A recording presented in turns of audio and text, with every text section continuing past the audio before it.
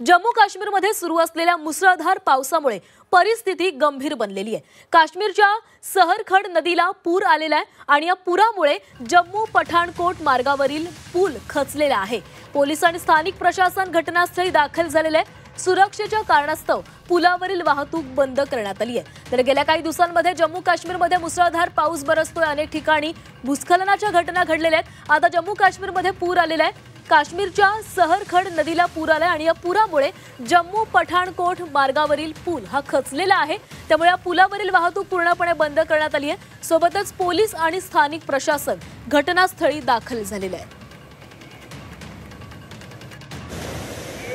तर मुसळधार पावसामुळे नदीतील पाण्याच्या पातळीमध्ये वाढ झालेली आहे। प्रवाह देखील वाढलेला आहे आणि सोबतच पूल खचलाय आणि आजूबाजूचा डोंगर देखील आहे तो हळूहळू खचतोय। अशी काही दृश्य आता समोर येऊ लागली आहेत।